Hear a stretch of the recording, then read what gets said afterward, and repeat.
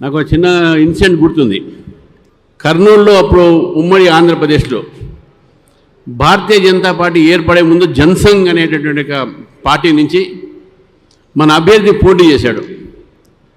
ఆ అభ్యర్థికి దాదాపు ఒక 1000 ఓట్లు వచ్చినాయి. కమ్యూనిస్ట్ పార్టీ గెలిచింది అక్కడ. ఆ 1000 ఓట్లు వచ్చినప్పుడు జనసంఘ్ పార్టీ ముందు మన వాళ్ళు టపాకాయలు కాల్చేస్తున్నారు, బాగా ఎగురుతున్నారు. కమ్యూనిస్ట్ పార్టీ వాళ్ళు అరే గెలిచింది మేమైతే వాళ్ళ టపాకాయలు కాలుస్తున్నారని అడిగారు. అయితే ఒక జనసంఘ్ కార్యకర్తని పిలిచి ఏమైనా గెలిచింది మీరు పటాకాయలు ఎందుకు కాలుస్తున్నారంటే, సార్ పోయిన ఎలక్షన్లో మాకు 300 వచ్చినాయి, ఈసారి మాకు 1000 ఓట్లు వచ్చినాయి, అందుకే పటాకాయలు కాలుస్తుందని చెప్పారు. అటువంటి ఒక పరిస్థితి నుంచి ఈరోజు ఇదే తెలంగాణలో మనము 8 మంది లోక్సభ, 8 మంది ఎమ్మెల్యే, ఒక రాజ్యసభ, 3 ఎమ్మెల్సీలుగా ఈరోజు పరిగిన పార్టీ మనది. ఈరోజు ఆనాడు భారతీయ జనతా పార్టీ అంటే చాలామందికి తెలియదు. నేను సైకిల్ మీద నల్గొండ జిల్లాలో యువ మోర్చాలో ఉన్నప్పుడు సభ్యత కార్యక్రమం తిరుగుతున్నప్పుడు డబుల్స్ పోయేది మేము. అప్పుడు మాకు బస్సులో మేము ప్రయాణం చేసేది. మేము బస్సులలో ప్రయాణం చేసి కరీంనగర్ లాంటి, ఇప్పుడు విద్యాసాగర్ రావు గారు చీఫ్ గెస్ట్ ఉండే మెట్పల్లి జూనియర్ కాలేజ్లో, నేను మెట్పల్లి బస్సులో పోయి హైదరాబాద్ నుంచి కరీంనగర్ దిగి కరీంనగర్ మెట్పల్లి వారు ఎమ్మెల్యేగా ఉన్నప్పుడు షికారి విశ్వనాథం గారు మీరు మన కాలేజీ మాట్లాడినప్పుడు అటువంటి పరిస్థితిలో మనం విద్యార్థి పరిషత్లో పనిచేసాం. మనం విద్యార్థి పరిషత్లో మేము పనిచేస్తున్న సమయంలో అనేక సంఘటనలు జరిగిన ఇంతమంది వాళ్ళు చెప్పారు. కానీ మిత్రులారా, ఈరోజు భారతీయ జనతా పార్టీ ఈ స్థాయికి వచ్చిందంటే దీని వెనక ఎంతమంది కార్యకర్తల త్యాగాలు ఉన్నాయనే విషయాన్ని మనం గుర్తుపెట్టుకోవాలి. ఎంతమంది నాయకుల కష్టం ఉందని గుర్తుపెట్టుకోవాలి. కిషన్ రెడ్డి గారు కొన్ని పేర్లు చెప్పారు. డిఎస్పి రెడ్డి గారు, చలపతిరావు గారు, వి రామారావు గారు, బండా దత్తాత్రేయ గారు, విద్యాసాగర్ రావు గారు, డాక్టర్ లక్ష్మణ్ గారు, అదేవిధంగా కిషన్ రెడ్డి గారు, వారి పేరు చెప్పలే, వారు కూడా ప్రెసిడెంట్గా ఉండే మనకు ఇంతమంది ప్రెసిడెంట్ ఈ యొక్క రాష్ట్రానికి చేసినటువంటి ఉమ్మడి రాష్ట్రం కానీ తెలంగాణ కానీ చేసిన తర్వాత వాళ్ళ ఒక కృషి, వాళ్ళ రక్తము, వాళ్ళ చెమట ఈరోజు ఈ పార్టీ యొక్క ఈ పెరుగుదలలో ఉందని చెప్పేసి విషయాన్ని మనం గుర్తించాలి మిత్రులారా. భారతదేశంలో 11 సంవత్సరాల నుంచి మనం పరిపాలిస్తున్నటువంటి ఒక పార్టీ. నరేంద్ర మోదీ గారి యొక్క ఆశీర్వాదం, అమిత్ షా గారి యొక్క ఆశీర్వాదంతో, మనకు నడ్డా గారి యొక్క ఆశీర్వాదంతో, బిఎల్ సంతోష్ గారి ఆశీర్వాదంతో, జాతీయ నాయకులతో పాటు రాష్ట్రంలో ఉన్నటువంటి కిషన్ రెడ్డి గారు కానీ, లక్ష్మణ్ గారు కానీ, సంజయ్ గారు కానీ, ఇక్కడ వేదిక మీద అందరి పెద్దల యొక్క ఆశీస్సులతో ఈరోజు భారతీయ జనతా పార్టీ తెలంగాణ రాష్ట్రానికి నన్ను అధ్యక్షుడిగా వీళ్ళు ప్రకటించడం అనేది ఇది నేను చాలా హర్షంగా, గర్వంగా కూడా భావిస్తూ ఉన్నాను. 14 కోట్ల మెంబర్షిప్స్తోని ప్రపంచంలో అతిపెద్ద పార్టీ భారతీయ జనతా పార్టీకు, ఈ తెలంగాణ రాష్ట్ర శాఖకు నేను అధ్యక్షుడు అయినా అంటే ఇది నా కోసం కాదు, ఈవెన్ కార్యకర్తలు కూడా, ప్రతి ఒక్క కార్యకర్త కూడా గర్వించాల్సిన అవసరం ఉన్నది. ఈరోజు మనము ప్రపంచంలో అతిపెద్ద రాజకీయ పార్టీ. ఈ రాజకీయ పార్టీలో సేవ చేయడానికి నాకు ఒక అవకాశం వచ్చిందంటే ఈరోజు నేను కార్యకర్తగానే పనిచేస్తా, కానీ నేను అధ్యక్షుడుగా, మీరు అధ్యక్షులు ఇక్కడ నేను కాదనే విషయాన్ని కూడా నేను తెలియజేస్తాను మిత్రులారా. ఈరోజు ఇంతకుముందు లక్ష్మణ్ గారు చెప్పారు సమస్త నిర్ణయం ఉండాలని చెప్పేసి, సమగ్ర నిర్ణయం ఉండాలని చెప్పేసి. Yes, there will be a collective leadership ఉంటుందని చెప్పేసి కూడా మీ అందరికీ తెలియజేస్తాను మిత్రులారా. ఈరోజు నిజంగా ఈరోజు పార్టీ పెరిగిందనే విషయాన్ని కూడా నేను చెప్తాను. ఎందుకు పెరిగిందంటే నల్గొండ జిల్లాలో మైసయ్య గౌడ్ అనేటటువంటి భారతీయ జనతా పార్టీ కార్యకర్తని నక్సలైట్లు రోడ్డు మీద తీసేసి గ్రామానికి పోతే పార్టీ పని మీద తను చంపడం జరిగింది.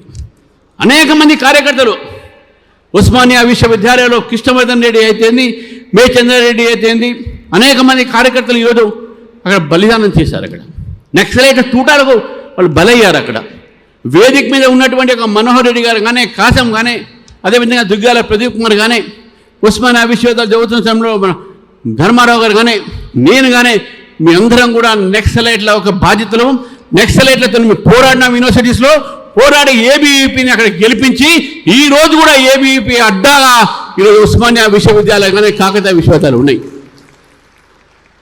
దానికి కారణం ఏంటంటే కేవలం కమిట్మెంట్ టువర్డ్స్ ఆర్గనైజేషన్. ఈరోజు Bharatiya Janata Party it's a cadre based party. Bharatiya Janata Party is also a mass based party. Bharatiya Janata Party is ideological based party.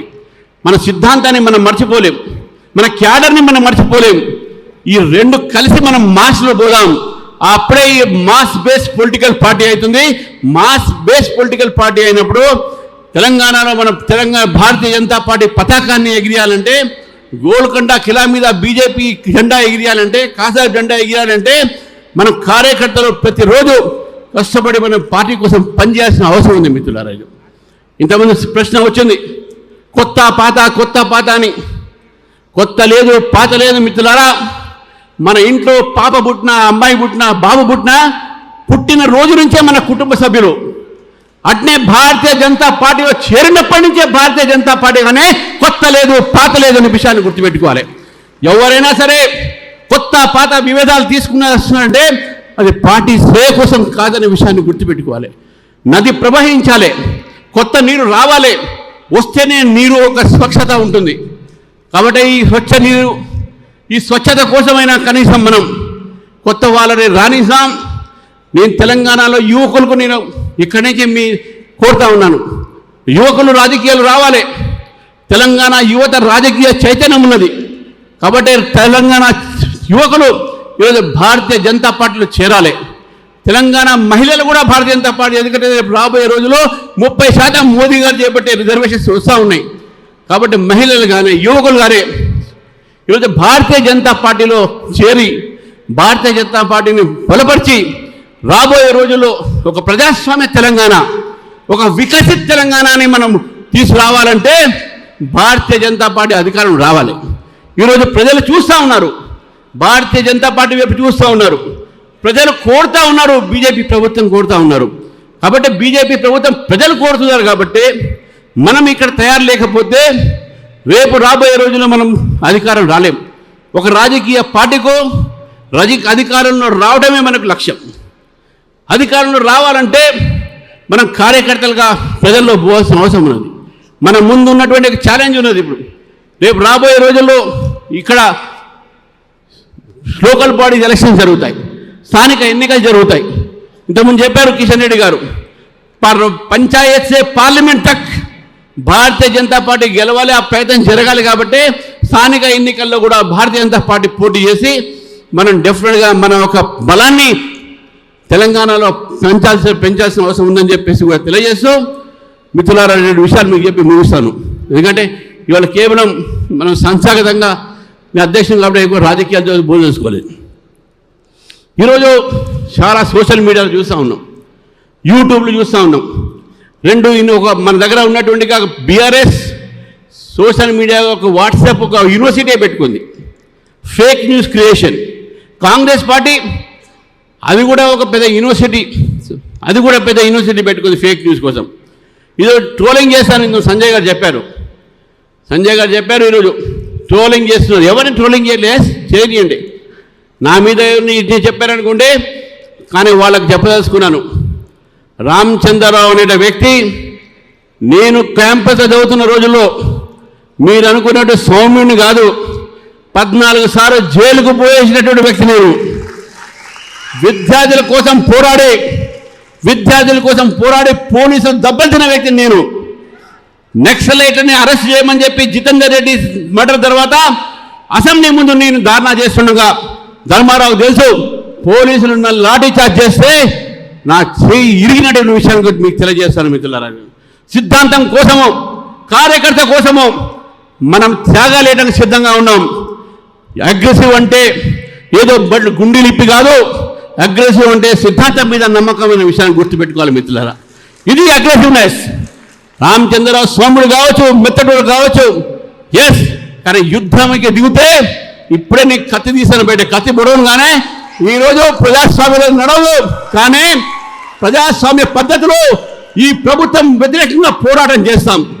నేను పోరాటం చేసి విద్యార్థి పరిషత్ నుంచి, విద్యార్థి దశ నుంచి ఇక్కడ దాకా వచ్చాను. నేను అడ్వకేట్ల కోసం నేను పోరాడాను, న్యాయవాదుల కోసం పోరాడాను, టీచర్ అడ్వకేట్ విద్యార్థుల కోసం పోరాడాను.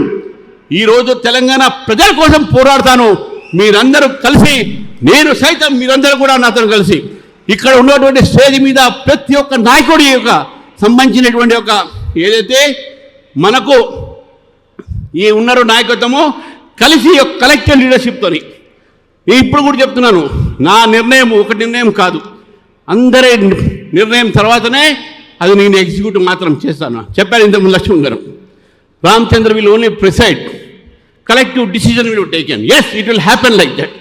కాబట్టి మిత్రుల, తెలంగాణలో మాకు భవిష్యత్ చాలా ఉంది. చివరికి ఈరోజు నాకు ఈ అవకాశం ఇచ్చినటువంటి మిత్రులందరికీ మరొకసారి చెప్తా ఉన్నాను, సోషల్ మీడియా మీరు కూడా ఏ దాంట్లో మీరు క్యారీ అవుట్ కాకండి. మీరు సోషల్ మీడియాతో చూసి స్వామి వివేకానంద ఒక మాట అన్నాడు, believe in a thing it is true because you have seen it. Believe in a thing it is true because someone do not believe in a thing in a true which is true because someone has said it is true. Do not believe in a thing that is true because someone has seen and said that you are true, that is true. Believe in a thing that is true which you yourself realize it as truth. అందుకనే social media వాళ్ళు కొత్తగా వాట్సాప్లలో దాన్ని చేస్తూ ఉన్నారు. అది మనం believe చేయడానికి అవసరం లేదు. నా మీద నా ఎవరి మీద ఉన్నా మనం బాధపడాల్సిన అవసరం లేదు. దమ్ముంటే డమ్మి అనే మాట దగ్గర దమ్ముంటే ఎదురుగా వచ్చి పోరాడండి, అది అసలైన దమ్ము. డమ్మీలు మీరు కాబట్టి, మీకు దమ్ము లేదు కాబట్టి వెనక నుంచి మీకు పేరు లేని పేపర్లు పెట్టి సోషల్ మీడియాలో సర్క్యులేట్ చేస్తున్నారు మిత్రులారా. దానికి కూడా లీగల్ యాక్షన్ ఉంటుంది. ఇంతకుముందు చెప్పారు లక్ష్మణ్ గారు, రామచంద్రరావు క్రిమినల్ అడ్వకేట్ అని. క్రిమినల్ అడ్వకేట్ తప్పుడు ప్రచారాలు చేస్తే వాళ్ళ మీద కూడా క్రిమినల్ కేసేసి తప్పకుండా జైలుకు పంపిస్తుంది. చివరికి మనకు క్రమశిక్షణ చాలా అవసరం. క్రమశిక్షణతో మనం పార్టీని ముందు తీసుకుపోవాలి. క్రమశిక్షణ రహితమైనటువంటి యొక్క ఏదైతే మన కార్యకర్తలైనా సరే ఎవరైనా సరే దాన్ని మనం భరించేది లేదు. కాబట్టి మిత్రులారా, క్రమశిక్షణతోని సిద్ధాంతాన్ని మనం ముందుకు తీసుకుపోదాం. తెలంగాణ ప్రజల ఆకాంక్షల మేరకు పనిచేస్తాం. రాబోయే రోజుల్లో ఈ యొక్క ప్రభుత్వం వ్యతిరేకమైనటువంటి ప్రజా వ్యతిరేక ఒక విధానాలు దాని మీద పోరాటం చేసి చివరికి ఇక్కడ పెద్దలు ఇద్దరు ఉన్నారు, అభయ్ పాటిల్ గారు మన ఇన్ఛార్జ్, అదేవిధంగా చంద్రశేఖర్జీ గారు మన ఆర్గనైజింగ్ సెక్రటరీ. మరి వారు మనకు గైడెన్స్ ఇస్తారు, మార్గదర్శనం చేస్తారు. మళ్ళీ మార్గదర్శనంలో జాతీయ పార్టీ మార్గదర్శనంలో అదేవిధంగా రాష్ట్ర పార్టీ మార్గదర్శనంలో మీ సహకారంతో తెలంగాణలో భారతీయ జనతా పార్టీ బలోపేతం చేస్తారనే సంకల్పంతో ఇక్కడి నుంచి అందరూ కూడా పోదామని చెప్పి తెలియజేస్తూ నాకు ఈ అవకాశం ఇచ్చినటువంటి వేదికకు ధన్యవాదాలు చెప్తున్నా. భారత్ మాతాకి జై, జై తెలంగాణ.